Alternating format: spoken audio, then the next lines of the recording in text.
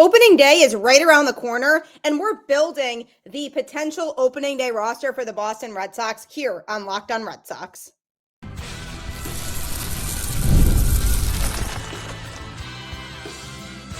You are Locked On Red Sox, your daily Boston Red Sox podcast. Part of the Locked On Podcast Network, your team every day.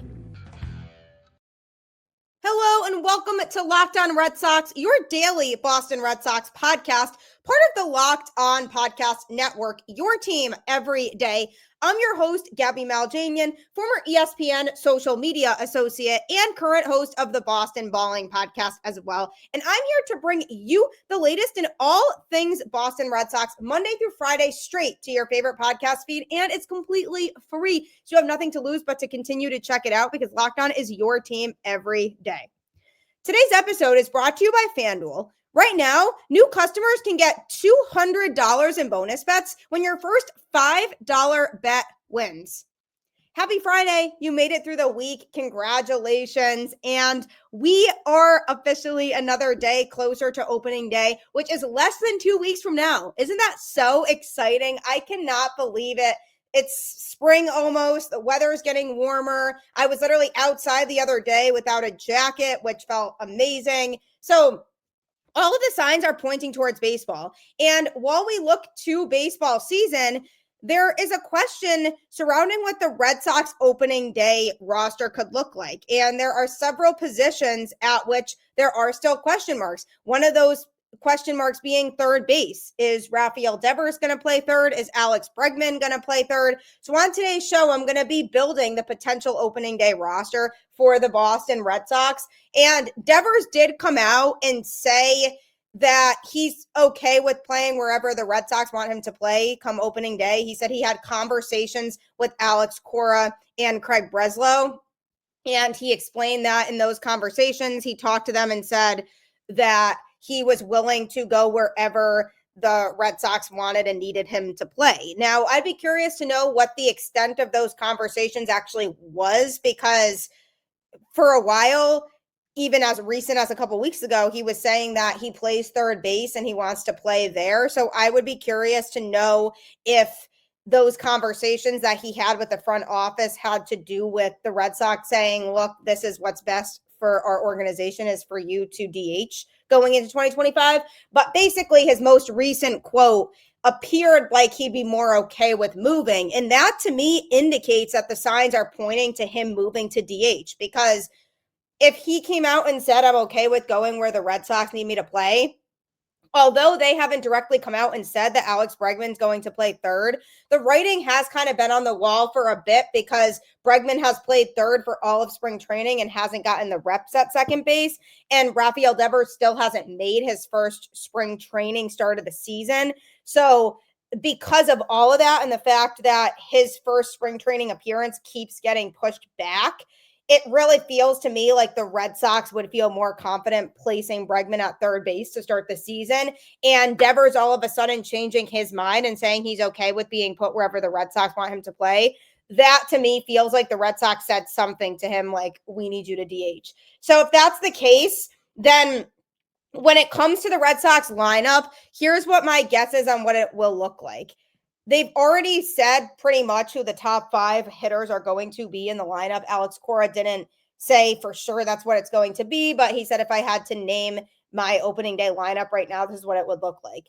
Jarren Duran in right field, who will obviously hit leadoff. He has absolutely earned that spot again after the fantastic season he had last year between having that plus speed, solid defense, and really good offense. He contributes a lot towards his game, but offensively, he was one of the best hitters on the team last year. So he deserves to hit leadoff again and try to get himself on base so that he can put pressure on opposing pitchers to be a base stealer and a huge threat moving forward. So after Duran, who will play right field because they mentioned that they wanted to play Cedar Rafaela a lot in center, then you have Rafael Devers batting second as the DH. I think that the Red Sox seem pretty sold on Alex Bregman being the third baseman to start the season. I just feel like if they wanted him to play second, they would have had him try it out by now. And I do think a confirmation of this will really take place when Devers makes his spring training debut, which is supposedly going to be tomorrow. So we will see when he makes his debut. If he's at third, they might have him DH. And if they have him DH and they have Bregman play third, that's a pretty good indication to me that that's what they're leaning towards doing. Or they might put Devers at DH and say that they're doing that because they wanted to make sure that he could ease back into it before playing a defensive position. So either way, we'll see how the Red Sox handle that tomorrow, but I'm leaning towards Devers being the DH and batting second. Then you have Alex Bregman behind him at third base. And this is nice for Devers because it actually feels like there's protection around him in the lineup. We didn't always get a sense that there was protection around him in the lineup over the last few seasons. But between Duran, who's super athletic and can stretch singles into doubles and beat out weak ground balls to the infield, then you have Devers going up there with the guy on base to work with, hopefully. And then you have Bregman behind him, who has been absolutely crushing baseballs in spring training and has put up great numbers offensively at Fenway throughout his career. Now you have a top three in that order that all have the potential to do a lot of damage. And for Devers, it should create a more sense of I'm not the only guy who the Red Sox need to be able to produce. And it takes some of that pressure away from him of having to feel like he has to be on his A game all the time, every single game. And having Bregman behind him, I think, is going to serve dividends for this team. Then batting fourth would be Casas at first base. Alex Cora already kind of indicated that he would be the number 4 hitter. What I'm hoping for from him is that he can kind of get back to the track he was on when he had his rookie season, because you never really know how somebody's going to come back from an injury and what it's going to mean for their development, because since he missed most of the season last year, he had a setback in terms of his development and being able to elevate as a player. And this is a big year for Tristan Casas, because given the fact that Vlad Guerrero Jr. is going to be a free agent after this season, if Casas doesn't have a good year in 2024, I could see the Red Sox maybe going after Vlad. So this is a big year for Casas to really prove if he is the first baseman of the future or not. So him batting fourth makes sense, because when he's at his best, he's definitely a guy who can produce offensively. I could see that potentially changing and then moving him down in the order if at the beginning of the season he's not producing, because he's still a little bit rusty from the fact that he was injured. But hopefully he's able to go out there and just crush it. Then Trevor Story at shortstop, batting fifth. Now, the thing with Story has been health. I mean, he had his first fully healthy spring with the Boston Red Sox this year. And what do you know? He's been crushing baseballs. I did a whole segment on Trevor Story recently, if you want to go back and listen to that show if you missed it. But he is the everyday shortstop. That was already something we knew. His defense will really help the Red Sox in that middle infield, but we need him to produce offensively. I don't love the idea of Story hitting in the middle of the order if he can't produce there. I feel like I would rather than move him down if he can't produce. But again, they're trying to balance out the lineup between righties and lefties, so it does make sense to put him there from a logistical standpoint right now. But he absolutely has to produce. And hopefully with the power that they have coming from that top three in the lineup, it takes some of that pressure away from Story. But this needs to be a big year for him. It's a prove-it year for him to finally show Red Sox fans why he's here and why the team signed him. So I'm really hoping that he has a big season in that fifth spot. Then this is where it gets interesting, because you have to wonder what is going to happen with the outfield situation, because Wilyer Abreu might not be ready for opening day. They still haven't confirmed that he's not going to be. If he is ready for opening day, I think he bats next in sixth and plays left field. He had a great season offensively in 2024, and I'm looking to see repeat numbers from him in this upcoming season. So if he is healthy, I could see the Red Sox having him bat sixth. But if he's not healthy and he doesn't start the season in the outfield, then who will start the season in that spot? I would have said Christian Campbell, but he hasn't had the best spring, so I don't think the Red Sox will view him as a guy who could be ready for opening day to be on the major league roster. It could be Trace Thompson, who has really made some noise this spring and really showcased his power bat a lot. He could be a guy that the Red Sox consider putting there to start the season. Or they consider just rolling with Refsnyder until Willie Abreu comes back, in which case then he would be there. Or do they put Yoshida there? Do they have Devers be the DH and they put Yoshida in the outfield and deal with the fact that he isn't a good defender until Abreu comes back? I think there's multiple scenarios that could happen there. But if Willie Abreu is ready for opening day, I definitely think he hits there. But even if he isn't ready for opening day, I do think that whoever replaces him is still going to hit in that spot, whether that's Yoshida, Thompson, or Refsnyder. I think the Red Sox have options, and they have yet to say who it is. But I think either way, that next spot in the order is going to go to Willie Abreu or his replacement until he's ready. Then you have Connor Wong at catcher. He'll probably bat somewhere in the 7th or 8th spot. I don't know if they would put him here or if they'd put him in 8th. But Connor Wong in that bottom 3 of the lineup was good for the Red Sox last year because for a while you always felt like it was automatic outs at the bottom of the order. But Connor Wong being down there, who had a good season offensively last year, could be really beneficial for this team. So I like the idea of him being in that bottom third of the order. Hopefully he continues to have some offensive numbers like he put up last year.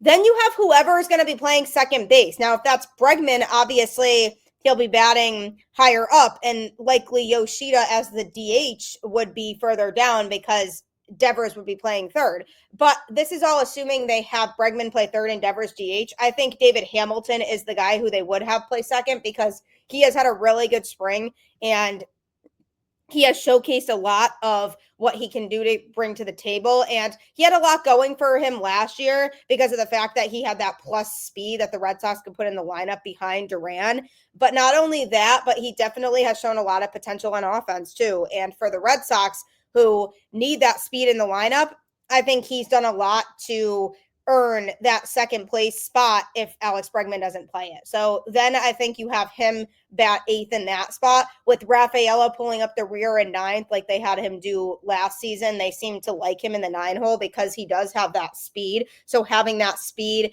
at the bottom of the order along with the top of the order is just really good and beneficial for the Red Sox. So I could see Rafael still hitting 9th, especially with the fact that he struggled offensively last year. So I'm really hoping that he can show some growth in his offensive game heading into the 2025 season. But there you have it. That's what I see a potential opening day roster looking like. Obviously, things can still change, and we still have unanswered questions when it comes to who's going to take that last spot in the outfield if Abreu isn't healthy and ready to go, and who's going to be the starting second baseman come opening day. But that is what I think potentially the lineup could look like if things go as they are, assuming David Hamilton plays second and either Yoshida or Refsnyder takes over for Abreu until he comes back.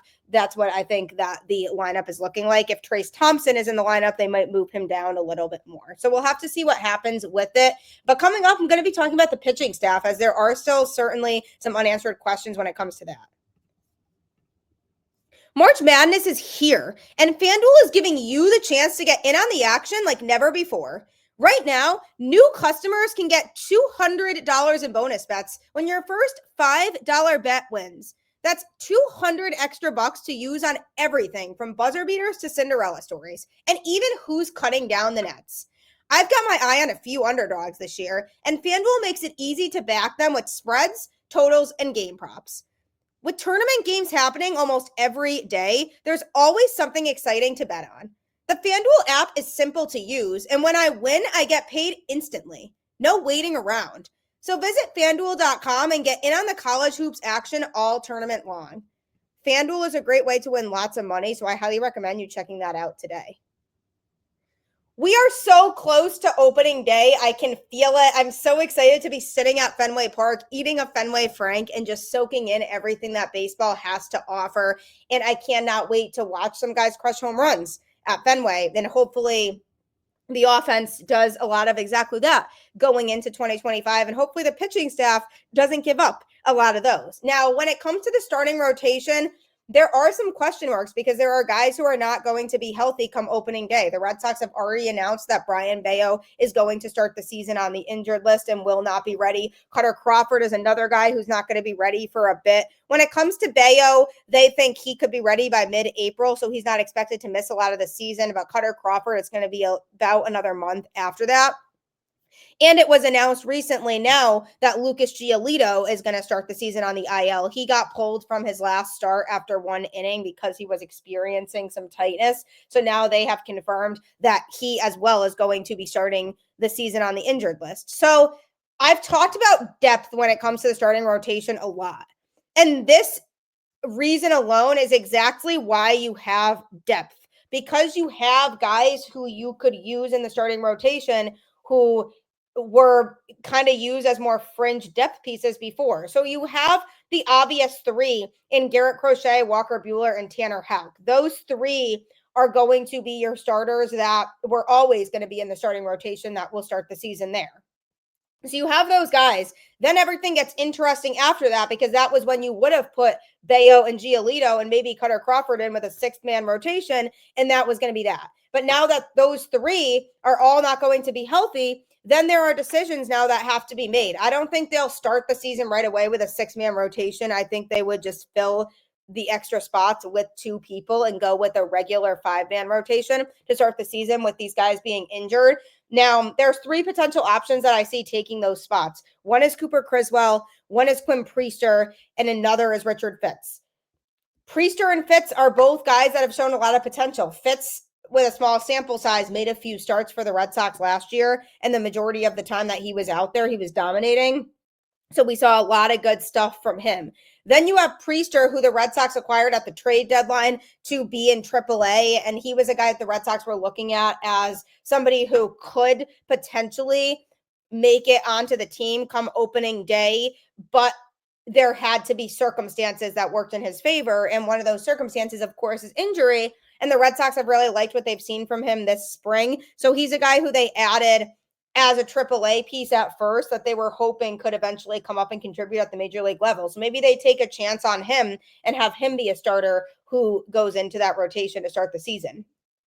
Or they do what they did last year and put Cooper Criswell in there to make starts every 5th day. Because when Garrett Whitlock got injured very early on in the season last year, Criswell was the guy who came up and that the Red Sox called upon to make those starts in his place. So they could start Criswell in the bullpen to start the season, or they have him be somebody who goes in as that 5th starter every 5th day to help the Red Sox out in the absence of some of these injured players. So between those 3 players, I think they'll pick 2 to start the season on the opening day roster. I could see them leaning more towards wanting the guys who are experienced, meaning having Fitts and Criswell be the 2 players that make those starts, and then they keep Priester in AAA. And then if he's showing more and more promise in AAA, then they have him throw out of the bullpen once he gets called up. I could see them doing that.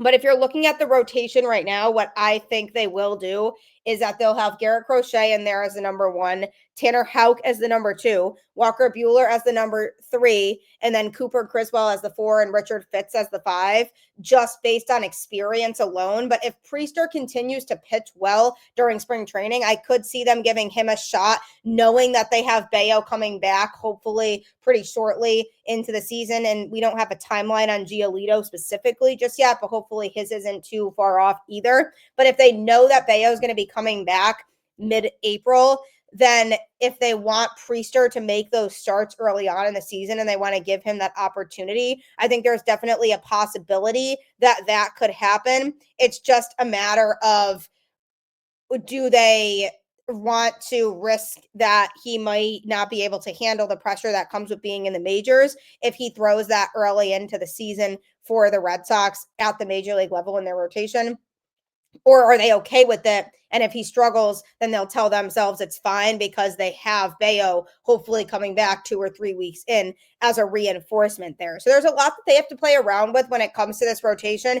Either way, there are definitely some concerns, because this was an issue that I expressed early on in the offseason when talking about this rotation, was that injuries were going to be a concern. You have a guy like Lucas Giolito, who is probably incredibly frustrated that he can't play come opening day. And he's been dying to throw for the Red Sox. And he was just talking about how it's really frustrating for him because everybody wants to be out there throwing for their team. And it's a tough pill to swallow for him, especially because he's entering the 2nd and final year of his $38.5 million contract with the team. And obviously that's frustrating for the Red Sox because they're paying him so much money for him to still not have been able to pitch and won't at the beginning of the season. He's only 30, but he missed the entire season last year after undergoing internal brace surgery on his right elbow.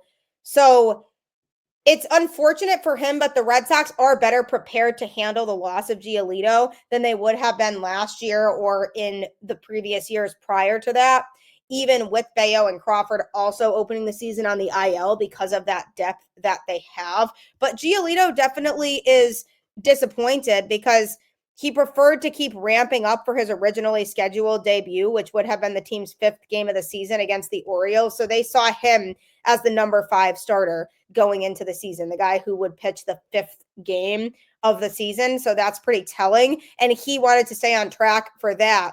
And he said, I was actually surprised at how good I felt. If I was in charge, I would be like, let's keep going. Let's keep pitching. I don't know what the return to play looks like. I'm just going to take it day by day and do what they tell me to do. That's it.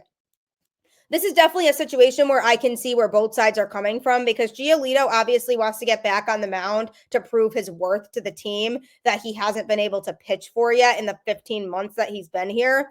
But at the same time, the Red Sox need to make sure he's fully healthy because if they push him and he's not, then he could be sidelined for the rest of the season, and they definitely don't want that. Plus, this gives them an opportunity to evaluate both Priester and Fitz and see what the potential is with those guys, because this is a reason for them to put those guys into games more and see if either of them has a good shot at making the opening day roster on the major league team. So this is a golden opportunity for both of them to really showcase what they have, because getting one of those starting spots is definitely coveted. And if one of them starts the season in a starting role and they throw really well, then the Red Sox could say, okay, I have a lot of confidence in Priester. I have a lot of confidence in Fitz. So, we're going to continue to throw him. So this is a big situation for the Red Sox here. And at the end of the day, it's good news if Giolito is even more prepared than the bare minimum that he needed to be ready for game action. And the fact that the Red Sox are built to weather the storm right now is definitely a credit to Craig Breslow and the front office and the depth that they brought in over this offseason so that there doesn't need to be panic over the fact that Giolito is missing some time. Because if we look at last year's team, when we found out that Giolito was going to be out for the season, the Red Sox didn't really have a lot of potential reliable options to pull from. So it just felt like this big blow. But now that they have other people, it's not as big of a deal for them if he misses time, because they can make up for it by having all of these other players who can step up and take his place. My worry is he ever going to be healthy? Is this going to become a problem to where he can't stay on the field really much at all throughout the course of the season? Because yes, he's starting the season late. The Red Sox don't have a direct timeline for him yet. I hope it's temporary, but my worry is that it's a little bit more serious than what the Red Sox are saying, and it ends up leading to Giolito not being able to throw consistently throughout the season, and that would be really upsetting because I am excited for what he can provide. He's shown a lot of drive and desire to want to go out there and pitch at his absolute best, and he's shown the Red Sox that they can believe in him and that he's going to go out there and just wants to use the electric atmosphere that Fenway Park is to elevate his game. And at Fenway Fest, he specifically said that. He said there's no better place to pitch than Fenway Park and that he's excited to be a part of that. So if you're frustrated, I promise you he's a lot more frustrated because he just wants to be out there throwing. And I just hope this doesn't become an issue to where he's stuck in this place of not being able to throw a lot. So hopefully it's a shorter term injury. They can get it under wraps, give him a little bit more time to rest, and then he can go back out there. But that's how I see the starting rotation potentially playing out. If they can't decide, maybe they do go with a 6-man rotation with the guys who have the potential to take the spots of guys like Bello and Giolito. But I think it will most likely be a 5-man rotation. It's just going to be a matter of which two of those three do they decide.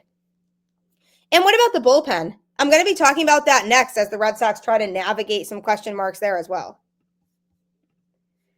Ever check your bank account and wonder, where did all my money go? Between dining out, online shopping, and entertainment, it's easy to lose track. That's where Monarch Money comes in. Your personal CFO giving you full visibility and control over your finances. Monarch Money isn't just a budgeting app, it's a complete financial command center. You can track all your accounts, investments, and spending in one place so you stop just managing your money and start building wealth. When I started using Monarch, I realized just how much I was spending on food delivery. Now I budget smarter and save more. Instead of juggling multiple apps, you can use Monarch to check your finances, track spending, and even plan long-term goals. Managing money with your partner is smoother than ever. You can track shared and personal accounts, set goals, and stay on the same page without the stress. Take control of your finances with Monarch Money. Use code LOCKEDONMLB at monarchmoney.com for 50% off your first year. That's monarchmoney.com, code LOCKEDONMLB for half off your first year. Monarch Money is a great way to make sure that you're not getting completely blindsided when it comes to your finances, because I know that that can be super scary, being like, oh, I thought I had a lot more money in my account than I actually do. So if you take the time to check out Monarch Money today, your life will be a lot less stressful because you'll be in a lot more control of your financial situation. We are so close to opening day at this point, and on today's show, I've been diving into the potential opening day roster for the Red Sox. And one area of question that has been a factor all offseason long is the bullpen. There are guys who have struggled in the Red Sox pen, and there are also guys who have pitched well. And you take a look at what they acquired this offseason in guys like Patrick Sandoval, who's not going to be available till at least July. Where's he going to throw when he comes back? Most likely not in the rotation because the Red Sox feel like they have enough depth in that area. So he'll likely pitch out of the pen. And then you have a guy like Aroldis Chapman, who has struggled with the walks over the course of this spring training, but has looked decent other than that. Then you have Liam Hendriks, who just hasn't pitched to the level in which the Red Sox have wanted him to, and he missed all of last season, so they've been anxiously waiting for him to come in and make some appearances, and they just haven't been going as planned for him. And then you have Justin Wilson, a guy who came into this Red Sox team with not the most promising numbers. So I definitely am concerned about him and what he can bring to the table going into 2025. But with the bullpen, here's what it could potentially look like. You have Justin Slayton, who was clearly one of the Red Sox most reliable relievers last season, and the Red Sox are hoping he can pitch in high leverage again. So he's somebody that could be used as like your 7th or 8th inning bridge guy theoretically, or could maybe be the closer if they try him out in that spot. You have Garrett Whitlock, who has already said he wants to be a reliever, and he's coming back from injury, and I'm hoping that because the Red Sox are stopping the experiment of trying to make him a starter, that he can throw in the bullpen and be 100% fine. That's what I'm hoping for from him. He could be a guy who could pitch in high leverage too. Aroldis Chapman, who used to be a closer, but over the last couple of years of his career has been more of a setup man. I see him being in that type of role with the Red Sox, especially because he's struggled with the walks a lot over the last couple seasons. And if he's issuing free passes a lot, the Red Sox might not be the smartest if they try to make him the closer, because as the closer, you can't really issue that many walks and be successful. So I think he's better off starting the season actually in lower leverage situations until he can show that he can get better command of the strike zone and cut down on the walks. Liam Hendriks, who I already talked about, is struggling. I don't see him being the closer to start the season. I don't think the Red Sox want to take that chance, as they shouldn't. He's definitely a guy who I'm rooting for, but I haven't seen enough from him yet that makes me confident in feeling like he could be a guy who could pitch in a high leverage situation for the Red Sox. So another guy who they should ease into it by starting him off in lower leverage situations. And then if he's pitching well, hopefully they can ease him into that transition of pitching in higher leverage. Then you have Josh Winkowski, who has struggled all spring long, and he struggled last year. He's a guy who the Red Sox will likely have out of their bullpen, but absolutely should not be a guy who pitches in crunch time. He should be a guy who pitches if it's a blowout win or a blowout loss, kind of like a Chase Anderson type from last year. Not that he's as bad as Anderson was, but Winkowski has had his struggles over the course of the spring, and he hasn't really shown that he's able to turn that around. So I'm looking at Josh Winkowski as a guy who the Red Sox should definitely not use in the more important situations. Use him in lower leverage if they do use him. as well as a guy like Brennan Bernardino. Now, a good thing that Brennan Bernardino provides is that he's a lefty, and the Red Sox didn't have a huge variety of lefties in the bullpen, which is why they brought in a couple this offseason. But he's a guy who the Red Sox might need to use in certain situations depending on matchup because he's a lefty. But he's another one who struggled last year. So I'm hoping he can have a bounce back year in 2025. But that's another guy I'm monitoring that could be a problem for the Red Sox bullpen and could be a liability going into the season. Then you have Luis Guerrero, a guy who, with a really small sample size, got called up last year and showed a ton of potential as being a guy who could be reliable. Now, nobody's saying it's guaranteed that he could pitch that well again, but what is really promising to me is the fact that he showed a lot of ability to have good command of the strike zone and be able to get guys out. And that's what we really like to see. So I think he'll start the season on that opening day roster and be available out of the bullpen right away. Zach Penrod, who is injured right now, is another young reliever who showed a lot of potential last year. He'll likely be in the mix at some point, depending on when he gets healthy, but keep an eye on him from a relief standpoint as a guy who could contribute in that manner. Zach Kelly is a guy who the Red Sox will likely use out of their pen too. He struggled last year, but I do feel like some of that was because he was overworked. He was a guy that the Red Sox continuously had to put into games, and I think the fatigue caught up with him towards the end of the season. So I'm hoping that if the starters can eat innings this year and the bullpen doesn't need to be used as much vastly, that Zach Kelly could get better results because of that, because we're seeing a guy who is not feeling as fatigued anymore and could be more effective in his outing. So keep an eye on Zach Kelly going into this season, but he's a guy who I'm hoping can have better performances than he did in 2024. So that's kind of the extent of the main pitchers the Red Sox will have out of the pen. Obviously, you'll have other guys that they could call up from AAA maybe to get opportunities and give chances to, but Justin Wilson is somebody else who I am very concerned about based on the numbers that he brought in. Hopefully a change of scenery is good for him and he can pitch better than we think, but this bullpen is a question mark. I mean, this could make or break how the Red Sox perform this season. There are definitely guys who are a concern heading into this year when it comes to that pen. So hopefully they can figure things out over the course of the rest of spring training, but the only guys I'm looking at right now that I would be going to in the highest caliber situations are Garrett Whitlock and Justin Slayton in particular.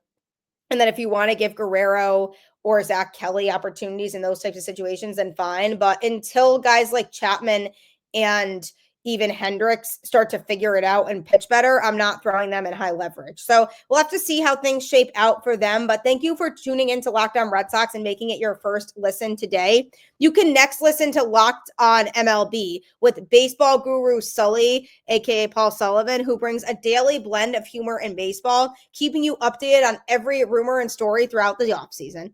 Find Locked On MLB on YouTube or wherever you listen to podcasts. Sully is great. I've done some crossover shows with him. You will not be disappointed. So make sure you check that out next. Like I always say, keep the faith, go Red Sox, and I'll catch you on the flip side.